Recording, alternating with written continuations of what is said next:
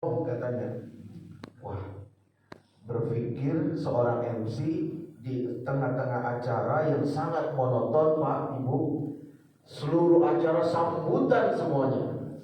Lalu kata beliau, kayaknya menarik nih. Untuk menghibur suasana, anak kecil kita tampilkan. Baik, kamu tunggu di sini ya. Nanti setelah ini Om akan panggil. Siap Om. Lalu tiba waktunya anak kecil ini dipanggil, Bapak Ibu. Dan apa kata anak kecil? Dia mengatakan, saya mau nyanyi bahasa Inggris.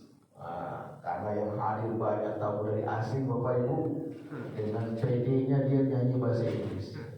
Setelah dia nyanyi bahasa Inggris, semuanya memberikan apresiasi dengan memberikan tepuk tangan semua. Wah, keren banget katanya. Yang suaranya bagus, lalu pelafalannya juga mantap, sempurna dan lain sebagainya. Dan ini mengindikasikan bahwa ternyata anak-anak Indonesia itu pintar-pintar dan sudah tidak trauma lagi kejadian tsunami itu. Lalu dengan lisannya MC ini nanya Pak Bu ke anak kecil ini, "Nak, kamu tahu gak artinya tadi yang kamu nyanyikan?" Lalu anak kecil ini dengan lugunya hanya bisa mengatakan dan sambil menggelengkan kepala, "Enggak tahu Om." Lalu tiba-tiba semua sontak menjadi tertawa, Bapak Ibu. Dan Masya Allah, setelah itu kami melaksanakan sholat zuhur berjamaah. Setelah sholat zuhur berjamaah, ternyata ada orang tua sekitar umur 70 tahun yang duduk di ujung atau di belakang masjid dengan menangis terisak-isak. Lalu kami hampiri Bapak Ibu dan kami katakan, sabar ya Pak, kejadian ini mungkin sangat sulit dilupakan oleh Bapak. Lalu kata Bapak itu apa? Ustaz, saya bukan menangisi keluarga saya yang sudah meninggal dunia, bukan. Saya tidak menangisi semua harta benda saya yang terbawa oleh air, bukan. Tetapi saya menangisi Ustaz, kejadian anak kecil tadi. Makin bingung kita Bapak Ibu.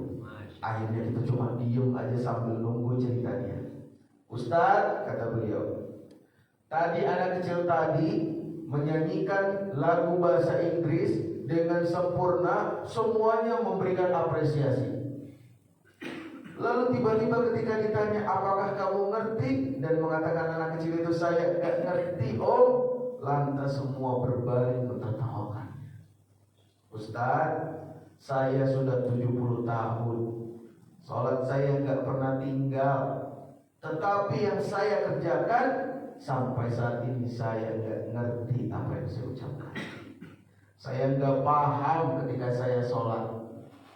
Saya takut Ustaz, ketika saya meninggal dunia, dimasukkan ke alam kubur, ke liang lahat, lalu dua malaikat datang menghampiri saya dan mengatakan, "Man rabbuka?" Lalu saya hanya bisa mengatakan, saya nggak ngerti. Pasti semua orang Ustaz, pasti semua makhluk Allah yang melihat kejadian tersebut, yang awalnya memuji saya tidak pernah meninggalkan sholat, tiba-tiba menjadi mentertawakan saya karena nggak ngerti. Sedih saya, malu saya. Ustaz, tolong ajari saya. Bapak Ibu rahimani wa rahimakumullah. Sejak saat ini Bapak Ibu rahimakumullah, sejak saat itu kami bersepakat ingin memberikan kemudahan pembelajaran cara memahami bacaan sholat. Kalau tidak salah 2 tahun atau 3 tahun lalu saya pernah sini ya Ustaz ya, mengajarkan menghafal Al-Quran metode kauni. Dan sekarang saya mau ngajarin bacaan sholat dengan mudah dipahami. Mau Bapak Ibu? Alhamdulillah. Yang pertama kiatnya adalah al-fahmu. Apa Bapak Ibu? Al-fahmu. Memahami. Kita 5 waktu kita tidak pernah tinggal. Jangankan wajibnya, sunnahnya pun kita kerjakan. Tapi bisa jadi sholat itu belum berdampak bagi diri kita. Kenapa? Bisa jadi kita belum khusyuk dalam sholatnya. Mungkin kita bisa konsentrasi dan fokus, tetapi bisa bisa jadi kita belum paham atas bacaan yang kita baca. Allah Subhanahu wa taala berfirman, Bapak Ibu, A'udzu billahi minasyaitonir rajim. Ya ayyuhalladzina amanu la taqrabus shalah wa antum sukara hatta ta'lamu ma taqulun. Kata Allah, wahai orang-orang yang beriman, jangan engkau deketin salat ketika engkau dalam keadaan mabuk sampai kamu benar-benar mengetahui apa yang kamu ucapkan. Orang mabuk, Pak, Bu, enggak paham apa yang dia ucapkan, enggak sadar apa yang dia ucapkan. Ketika kita sholat, kita enggak paham dengan apa yang kita ucapkan, sama enggak sama orang mabuk? Mungkin secara harfiah kita tidak kehilangan akal, tetapi secara maknawi kita hampir sama karena kita enggak paham apa yang kita baca. Jangan sampai sholat yang kita kerjakan ternyata malah tertolak oleh Allah. Na'udzubillah. Oleh karena itu Bapak Ibu, kita mulai memahami bacaan sholat. Siap? Siap? Oke, baik. Teman-teman boleh Ustaz, ibu-ibu dibuka tirainya agar bisa melihat gerakan yang saya lakukan. Di ini aja, Ustaz, maaf, dibuka gini aja, geser tirainya. Nah, besinya gak usah digotong, kasihan berat ya. Tirainya aja digeser, ininya apa, hordengnya. Nah, nggak bisa ya? Oh, diikat ya? Oh, dipermanen ya Ustaz ya? Maaf ya ibu-ibu. Oke. Atau diselang-selang aja supaya nggak semua, nggak apa-apa. Oh, Masya Allah. Biar nanti ibu-ibu juga bisa melihat dan ikut memperagakan. Saya akan mengajarkan dengan metode kauni Bapak Ibu, ya, sebagaimana yang pernah saya bawakan untuk menghafal Al-Quran di sini. Yaitu yang pertama, Bapak Ibu wajib melantangkan suaranya, dan yang kedua isyarat tangan. Bisa ya? Saya akan memperagakan dengan tangan, Bapak Ibu ikut juga memperagakan dengan tangan. Siap? Siap. Baik. Saya akan mengajarkan, mungkin nggak semua, karena waktu kita terbatas. Saya hanya ingin mengajarkan salah satu gerakan sholat atau bacaan sholat saat duduk di antara dua sujud. Insya Allah kayaknya bacaannya sama semua ya. Walaupun nanti ada perbedaan, tidak apa-apa, kita menginduk kepada bacaan yang saya ajarkan. Siap? Siap. Baik. Ada 8 permintaan dalam duduk di antara dua sujud kita. Hafal Bapak Ibu? Baik, bisa sama-sama ya. Rabbi fir wajbur warfa'ni warzuqni wa'di wa'afi wa'fu'an. Hafal ya? Kita ulang sama-sama. 3, 2, 1. Rabbil firli warhamni wajburni warfa'ni warzuqni wahdini wa'afini wa'fu'anni. Kata sebagian ulama Bapak Ibu rahimahullah, jika kita memahami bacaan surat 8 permintaan kita, rasanya sudah cukup doa kita. Apa yang kita minta semua ada di 8 ini. Ada yang sudah tahu artinya? Insya Allah sudah ya, tapi mungkin belum semua. Kita sama-sama memahaminya dengan gerakannya. Ikuti saya. Rabbi firli, ya Allah, ampunilah aku, warhamni, ya Allah, rahmatilah aku, wajburni, ya Allah, tutuplah aibku, warfa'ni, ya Allah, angkatlah derajatku, jadi angkatnya, warzuqni, ya Allah, berikanlah aku rizki, ya, kayak salawat duit ya, wahdini, ya Allah, tunjukkanlah aku, tentu meminta petunjuk jalan yang lurus, wa'afini, ya Allah, sehatkanlah badanku. Wa'fu anni. Ya Allah, maafkanlah aku. Hafal Pak artinya? Kita ulang ya. Saya baca Arabnya, Bapak Ibu baca artinya ya. Siap. Rabbi firli. Apa artinya? Ampunilah aku. Warhamni. Ya Allah, rahmat. Wajburni. Ya Allah, apa? Tutuplah aibku, pintar. Warfa'ni, artinya angkatlah derajatku, mantap. Warzuqni, berikanlah rezeki. Wahdini, ya Allah, tunjukkan aku, kayak tunjuk gitu ya. Wa'afini, ya Allah, sehatkanlah badanku. Wa'fu anni, ya Allah, maafkanlah aku. Coba saya acak. Warfa'ni. Tadi yang jawab angkat derajatku masih sedikit-sedikit. Pas saya angkat tangan baru semua. Sudah paham ya? Warzuqni. Keren. Wajburni. Mantap. Wa'afini. Sehatkanlah. Rabbi firli. Wahdini. Sahabat takbir. Gampang gak Pak? Bu, gampang gak? Masya Allah, susah sih. Saya memberikan pembelajaran Bapak Ibu untuk metode kauni menerapkan memahami bacaan sholat. Ini cuma 5 kali pertemuan ya.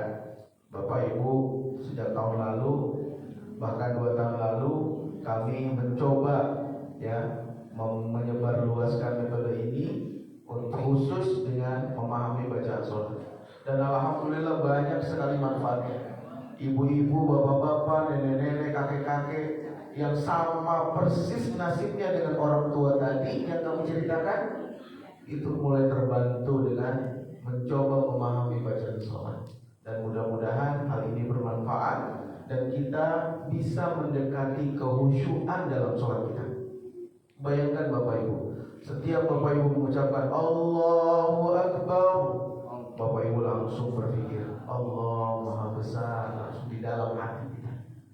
Maka insya Allah Bapak Ibu, ketika ucapan kita mengucapkan bahasa Arab lalu terucap di dalam hati kita secara tidak langsung menerjemahkan, insya Allah pikiran kita gak kemana-mana tuh. Kita akan fokus terhadap bacaan yang kita baca. Terlebih di dalam bacaan sholat kita banyak janji dan ikrar kita kepada Allah Subhanahu wa Ta'ala.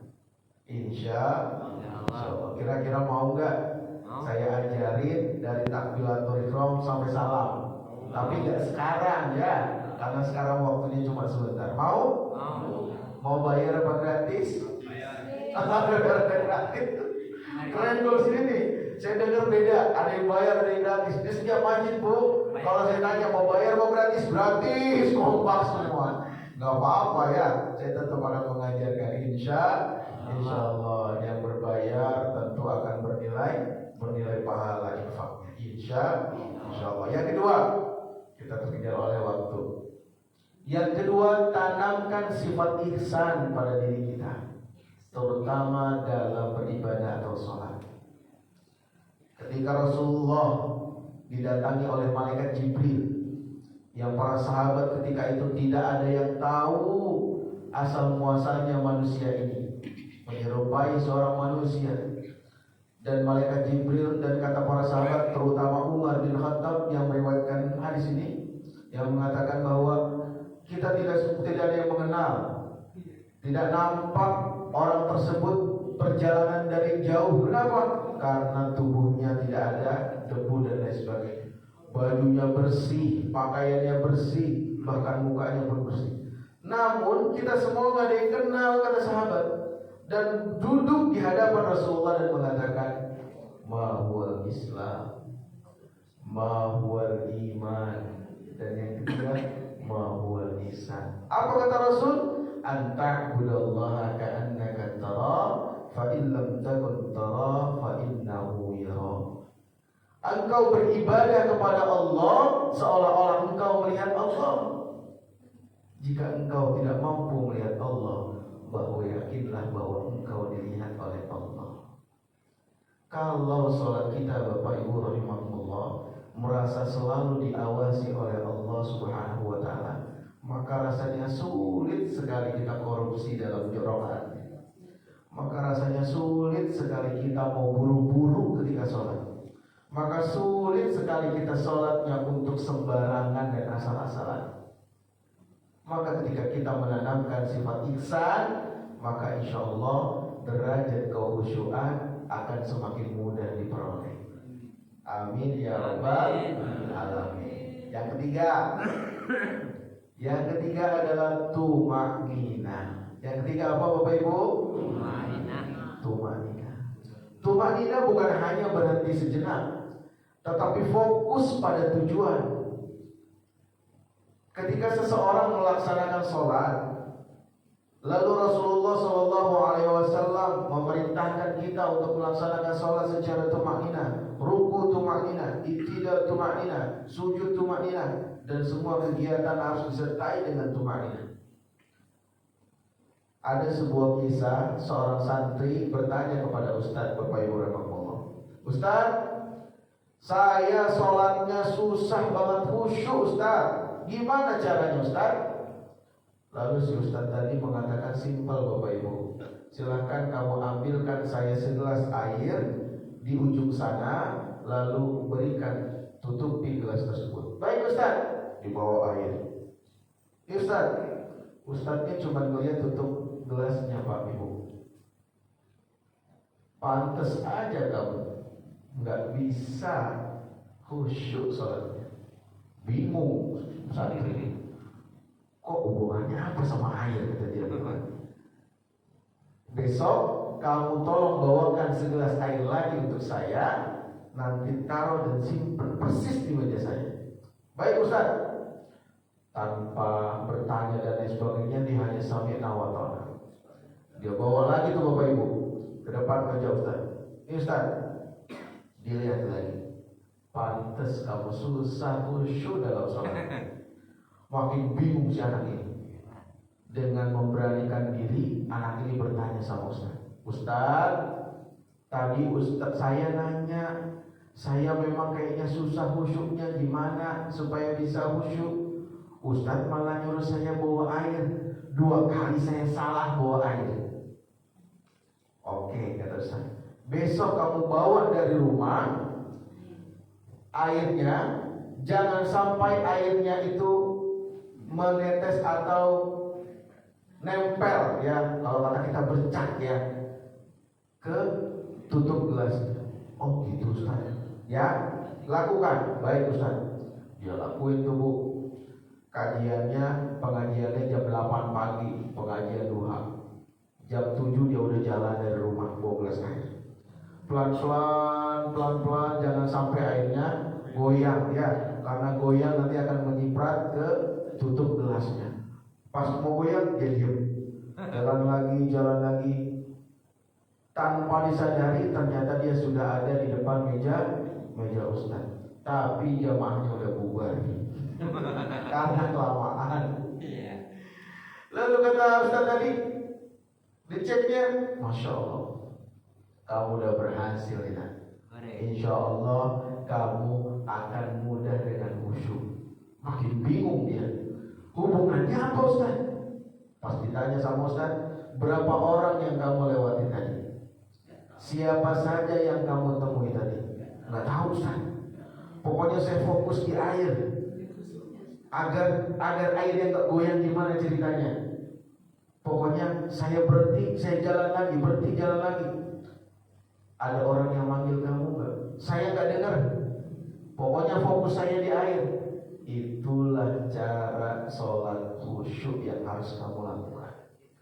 Kamu fokus terhadap tujuan, kamu fokus terhadap bacaan sholat kamu, kamu fokus terhadap Allah yang melihat kamu, maka ketika kita khusyuk, ketika kita fokus, maka semua orang yang memanggil kita, orang-orang yang lewat di samping kanan kiri kita gak akan peduli, Bapak Ibu. Dan insya Allah dengan ini sholat untuk mencapai derajat kekhusyuan kita akan mudah didapat. Hanya 12 huruf memperlambat. Apa? Memperlambat. Bisa Bapak, Ibu? Insya Allah. Kita cepat ya. Yang ketiga, ini tadi udah ya, tumanina sudah. Yang keempat sekarang yaitu zikrullah. Terkoneksi dengan Allah. Ingat Allah.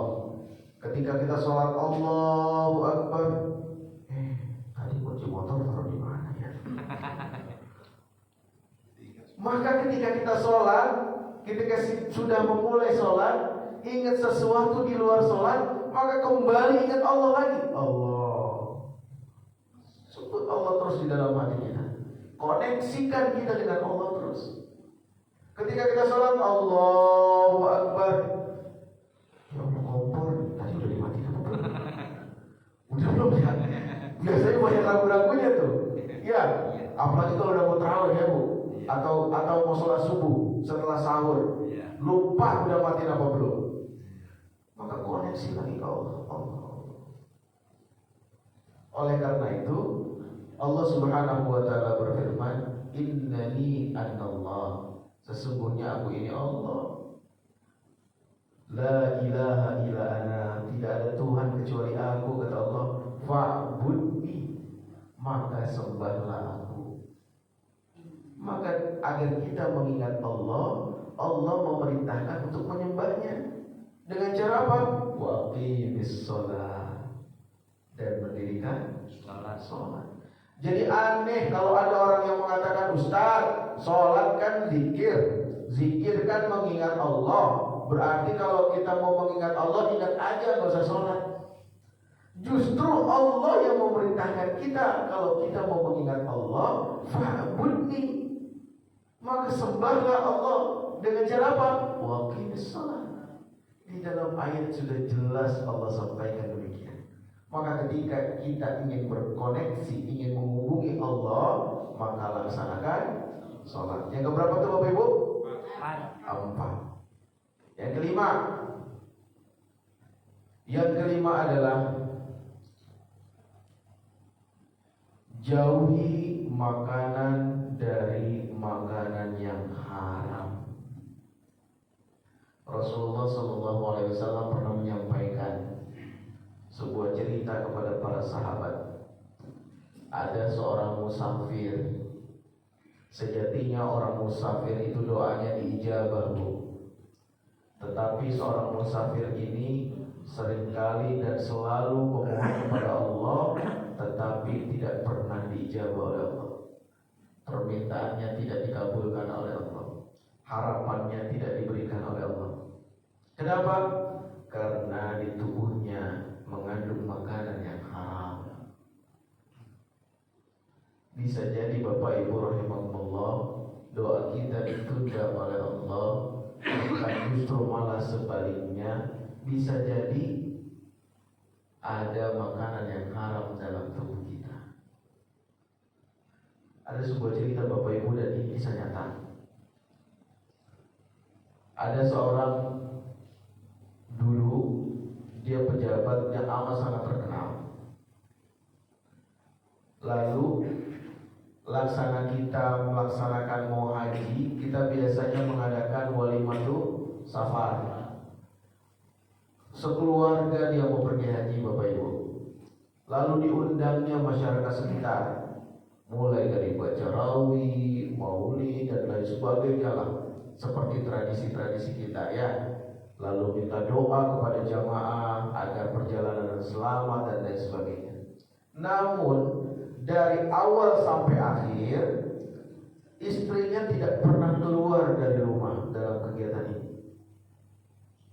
Sampai jamaah menanyakan, masyarakat nanya, Pak, katakanlah kita namai Ibu Mawar ya.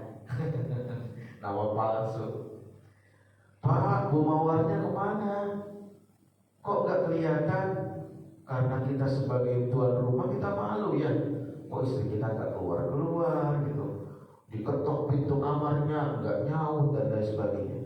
Akhirnya sampai jamaah masyarakat pulang ke rumah, semua keluarganya bingung. Kenapa ini? Kenapa? Akhirnya diketok lagi. Ma, nggak ada yang nyaut. Sampai keputusannya mendobrak pintu itu, Bapak Ibu rahimahullah. Ternyata Ibu Mawar ini tertidur dan matanya lebam karena kecapean nangis. Sampai 2-3 hari baru ditanya oleh keluarga. Ma, kata suaminya, kemarin mama kenapa nggak keluar rumah, nggak keluar kamar? Masyarakat tungguin, pengen ketemu, pengen nitip doa dan lain sebagainya. Akhirnya Ibu Mawar ini cerita, Pak, sepertinya kita batalkan haji saja tahun ini. Semuanya kaget. Kenapa, Ma? Sambil menangis beliau bercerita, 3 hari lalu saya bermimpi ayat. Saya bermimpi kita semua hadir ke Mekah. Ketika kita mau masuk ke Masjidil Haram, tiba-tiba ada sosok yang memakai jubah hitam menghalangi dan mengatakan, pergi kamu. Ini adalah rumah suci. Engkau tidak pantas berada di sini. Engkau kotor, pergi. Setelah itu saya ketakutan, ayah. Saya ketakutan, Pak. Dan sampai sekarang saya kepikiran, jangan-jangan apa yang kita makan ini mengandung keharaman. Apa yang kita peroleh rezeki kita ini kita peroleh dengan cara haram. Akhirnya sejak saat itu suaminya memutuskan untuk berhenti bekerja yang menurut dia mengandung unsur riba dan haram. Ma, kita tunda haji kita, saya akan hijrah ke tempat yang lebih baik. Masya Allah, Bapak Ibu rahimani wa rahimakumullah. Hal ini memberikan pelajaran bagi kita. Bisa jadi sholat kita belum khusyuk karena mungkin ada sedikit makanan haram yang masuk ke tubuh kita. Bisa jadi kita masih diberi kesulitan dari Allah Subhanahu wa Ta'ala karena bisa jadi masih mengandung keharaman bagi diri kita. Sholat kita susah khusyuknya, sholat kitanya susah tepat waktunya, susah berjamaahnya. Bisa jadi ada zat haram, ada unsur haram yang masuk dalam tubuh kita. Oleh karena itu Bapak Ibu rahimahullah, yang terpenting di dalam kegiatan kita bermuamalah agar kita fokus dan bisa beribadah dengan khusyuk, salah satunya adalah hindari makanan yang haram. Bapak Ibu jamaah salat subuh rahimahullah, paling tidak ketika kita mencapai derajat kekhusyuan, kita mencapai 3 peroleh keberuntungan atau 3 manfaat bagi diri kita. 1, kita menjadi golongan hamba Allah yang beruntung. Allah Subhanahu wa Ta'ala berfirman, qad aflahal mu'minun alladzina hum fi sholatihim khashi'un. Sungguh beruntung orang-orang mukmin itu. Siapa mereka? Yaitu orang-orang yang khusyuk di dalam sholat. Yang kedua, sholat yang kita lakukan dengan cara yang benar atau mencapai derajat khusyuan, kita akan terhindar dari sifat tercela. Inna sholata tanha 'anil fahsya'i wal munkar. Sejatinya sholat yang kita kerjakan, kita bisa mencegah perbuatan keji dan munkar. Ustaz, saya sering lihat orang kayaknya rajin sholatnya, tapi masih melakukan perbuatan keji dan munkar. Bisa jadi sholatnya belum mencapai derajat kekhusyuan dan belum berefek pada diri dia. Betul Pak? Betul Bu? Yang ketiga, mendapatkan pertolongan dari Allah. Allah Subhanahu wa taala berfirman, "Wasta'inu bis-sabri was-salah wa innaha lakabiratun illa 'alal khashiyin." Mintalah pertolongan kepada Allah dengan sabar dan salat. Sesungguhnya hal itu berat, hal itu besar, kecuali bagi orang-orang yang khusyuk dalam salat. Masya Allah, jamaah salat subuh rahimani wa rahimakumullah. Paling tidak tadi ada 5 manfaat atau tips yang dapat kita lakukan untuk mencapai derajat kekhusyuan. Ketika seseorang sudah melakukan sholat dengan baik, mencapai derajat kekhusyuan dengan sempurna, maka setidaknya dia akan berimplikasi kepada kehidupan sosialnya. Alladzina amanu wa amilus sholihat. Kenapa ayat Allah alladzina amanu disandingkan dengan wa amilus sholihat? Karena sejatinya orang-orang yang beriman, orang-orang yang berikrar keimanannya, menjalankan dan yakin atas keimanannya, dia akan berefek terhadap kehidupan sosialnya. Dia akan baik amal solehnya. Maka kalau dia merasa beriman tetapi amal solehnya sangat sedikit atau jarang atau bahkan lebih ke arah negatif, perlu dipertanyakan keimanannya. Maka ayat ini selalu berdampingan Bapak Ibu rahimani wa rahimakumullah. Alhamdulillah. Terakhir, ketika Allah Subhanahu wa taala menyampaikan wa iqamus shalah wa ita'iz zakah, wa iqamus shalah wa ita'iz zakah, ini hampir sama dengan ayat alladzina amanu wa amilus sholihat. Allah memerintahkan kita sholat dan memerintahkan kita membayar zakat. Karena ketika kita sudah yakin hablum minallahnya secara bagus, maka hablum minannasnya pun insya Allah akan bagus. Alhamdulillah Bapak Ibu jamaah sholat subuh rahimakumullah, kami dari Askar Kauni, ya mungkin Bapak Ibu sudah mengenal sebelumnya, kami dari Lembaga Pendidikan Al-Quran, ya, dan Sosial yang saat ini mengajak kepada Bapak Ibu semuanya, yuk sama-sama kita berinfak di jalan Allah Subhanahu wa taala. Allah mengatakan, perumpamaan orang yang berinfak di jalan Allah laksana kita menanam sebiji benih, lalu sebiji benih itu menanamkan atau menumbuhkan 7 batang, 7 tangkai, dan 7 tangkai itu menanamkan atau menumbuhkan 100 kebaikan, dan Allah melipat gandakan atas segala apa yang kita lakukan. Saat ini Bapak Ibu, kami memohon izin dan memohon doa dari Bapak Ibu semuanya. Kami diberikan amanah santri sampai saat ini alhamdulillah terus bertambah. Yang mungkin sebelumnya kami menyampaikan juga hampir 30 mahat yang kami bantu, yang kami biayai, mereka gratis. Mereka tidak dimintai biaya karena diperuntukkan untuk yatim dan duafa.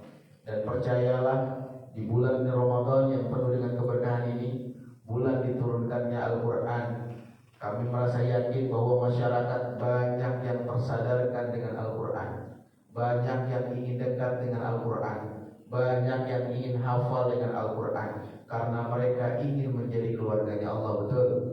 Saya mengajak siapa yang mau jadi keluarganya Allah, angkat tangannya. Alhamdulillah. Rasulullah SAW bersabda, Bapak Ibu rahimakumullah, innallaha ahlina minan nas, sesungguhnya Allah punya keluarga dari golongan manusia. Mau jadi keluarganya Allah? Mau jadi keluarganya Allah? Alhamdulillah. Lalu para sahabat bertanya, manhum? Karena para sahabat juga mau, Bapak Ibu, siapa mereka wahai Rasul? Lalu Rasulullah mengatakan, hum ahlullah, ahlul Quran. Mereka adalah keluarganya Allah, mereka adalah para ahlul Quran. ibu bapak dan kita semua tidak bisa menghafal Al-Quran, belum bisa menghafal Al-Quran. Ustadz, saya udah tua, kayaknya susah menghafal Al-Quran. Paling tidak kita punya anak dan cucu menghafal Al-Quran. Ustadz, anak-anak saya sudah gede, udah susah kayaknya suruh menghafal Al-Quran. Paling tidak Bapak Ibu punya anak asuh menghafal Al-Quran. Kalau kita melihat hari-hari ini, banyak sekali orang yang sahur, berbuka puasa dengan makanan yang lengkap di rumahnya. Bisa jadi makanan itu gak bisa kemakan sama mereka, betul? Bayangkan Bapak Ibu rahimani wa rahimakumullah, mereka yang sedang menghafal Al-Quran, makan seadanya, makan secukupnya, bahkan bisa jadi kurang. Ada satu makanan dimakan berdua. Di bulan Ramadan ini, di momentum yang sangat berharga ini, saya mau ngajakin ke kita semua, saya mau ngajakin ke Bapak Ibu semua untuk menjadi orang tua asuh bagi mereka yang bisa menolong kita di yaumil qiyamah nanti. Insya Allah. Kata Allah Subhanahu wa taala, yauma yafirul mar'u min akhihi.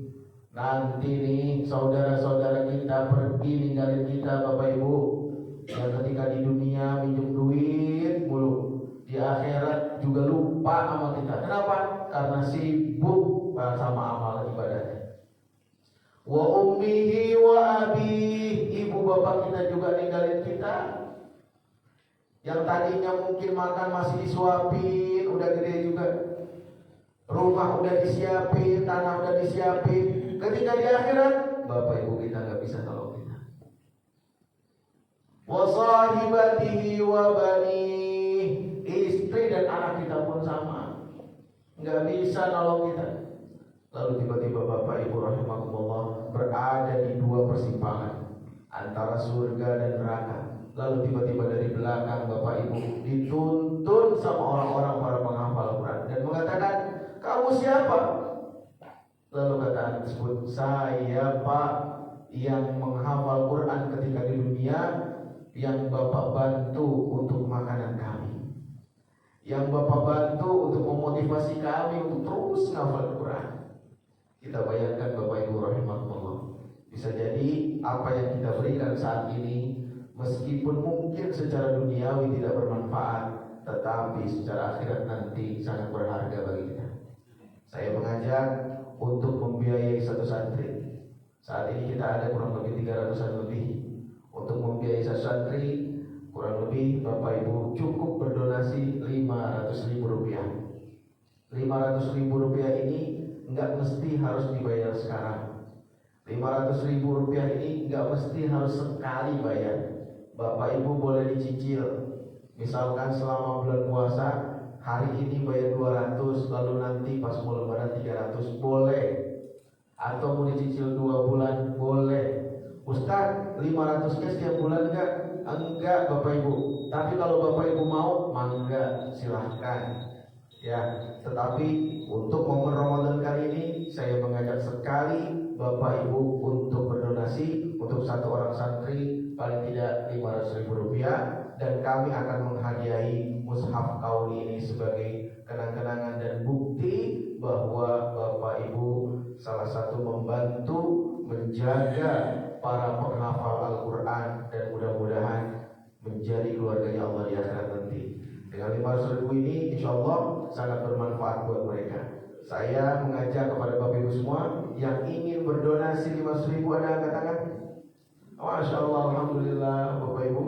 Nanti Bapak Ibu bisa mendatangi atau dihampiri, nanti tunjuk tangan lagi ya, dihampiri sama sahabat-sahabat kami, saudara-saudara kami, para volunteer ya, petugas dari Askar Kauni. Sebelumnya kita baca doa dan kita tutup dengan membaca doa khutbah Quran ya Bapak Ibu. Allahumma arhamna bil Quran waj'alhu lana imaman wa nuran wa hudan wa rahmah.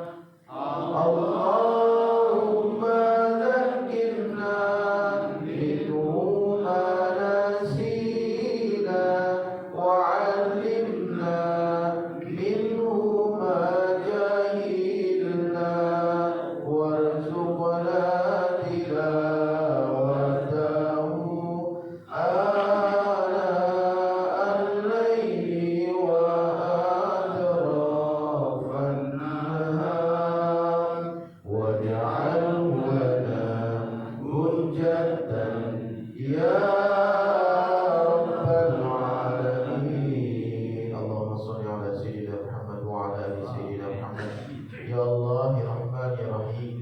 pada pagi hari ini ya Allah. Kami sholat subuh berjamaah, kami duduk di masjid ini untuk niat beriktikaf dan menuntut ilmu. Ya Allah ya Rahman ya Rahim, berikanlah kami kemudahan dalam memahami ayat-Mu ya Allah. Berikanlah kami kemudahan dalam memahami bacaan sholat yang telah kami lakukan. Ya Allah ya Rahman ya Rahim, berilah kami kemudahan dalam khusyuk terhadap sholat-sholat kami. Ya Allah ya Rahman ya Rahim, berikanlah senantiasa keberkahan kepada kami, kepada keluarga kami, kepada saudara kami, kepada tetangga kami, kepada bangsa dan negara ini. Ya Allah ya Rahman ya Rahim. Ya Allah, jikalau ada jamaah di masjid ini di pagi hari ini yang mengalami kesulitan, terbelit hutang yang tidak kunjung lunas, maka lunasi ya Rabb dengan caramu, dengan keberkahan Al-Quran. Ya Allah ya Rahman ya Rahim, jikalau ada di masjid ini di pagi hari ini orang-orang yang senantiasa berharap mendapatkan keturunan namun belum diberikan oleh ya Rabb keturunan, maka berikanlah ya Allah keturunan yang saleh dan saleh. Ya Allah ya Rahman ya Rahim, jikalau ada di masjid ini di pagi hari ini, di jamaah ini anak, cucu dan keturunannya yang belum mendapatkan keturunan, belum mendapatkan jodohnya ya Allah, maka berikanlah jodoh dan keturunan yang soleh dan soleh ya Allah. Ya Allah ya Rahman ya Rahim, jikalau ada di masjid ini, di jamaah ini yang sulit mendapatkan pekerjaan yang halal, yang sulit mendapatkan pekerjaan yang baik, maka berikanlah pekerjaan yang halal dan yang baik ya Allah. Ya Allah ya Rahman ya Rahim, jikalau ada jamaah ini yang sedang bermasalah di dalam keluarganya, yang senantiasa mengalami masalah dan masalah, maka selesaikanlah masalah mereka ya Allah. Mudahkanlah mereka ya Allah, berikanlah jalan keluar bagi mereka ya Allah. Ya Allah ya Rahman ya Rahim, jadikanlah kami keluarga-Mu ya Allah, jadikanlah kami para pejuang Al-Quran, jadikanlah kami ya Allah sebagai orang-orang yang senantiasa mempersaminya dengan Al-Quran. Jadikanlah Al-Quran ya Allah sebagai hujjah, sebagai pelindung, sebagai pemberikan syafaat yaumil akhir nanti kepada kami ya Allah. Ya Allah ya Rahman ya Rahim, kami sadar kepada diri kami ya Allah, kami tahu betapa sedikitnya amal ibadah kami ya Allah. Oleh karena itu ya Allah, jadikanlah keistimewaan kepada kami menjadi keluarga Kamu, menjadi keluarga Engkau ya Allah, menjadi bagian para ahlul Quran ya Allah, yang senantiasa membersamainya dengan Al-Quran ya Allah. Ya Allah ya Rahman ya Rahim, pada bulan Ramadan ini ya Allah, jadikanlah momentum Ramadan perbaikan bagi diri kami. Salat kami ya Allah, zakat kami ya Allah, semua amal ibadah yang kami lakukan. Ya Allah ya Rahman ya Rahim, berikanlah kami kesempatan untuk menghiasi Ramadan ini sampai di penghujung hari Ramadan. Berikanlah kami kemenangan ya Allah, berikanlah derajat ketakwaan pada diri kami ya Allah. Mudahkanlah itu semua ya Allah. Hanya kepada-Mu kami menyembah dan hanya kepada-Mu kami memohon pertolongan. Subhana rabbika rabbil izzati amma yasifun, wassalamu alal mursalin, walhamdulillahi rabbil alamin. Alhamdulillah Bapak Ibu rahimahullah, tidak terasa rasanya hampir 1 jam kita berada di masjid ini. Bagi Bapak Ibu yang mungkin tadi sudah mau berkomitmen, nanti bisa di tempat duduk saja biar nanti sahabat-sahabat kami mendatangi, atau Bapak Ibu bisa mengunjungi stand ataupun kami.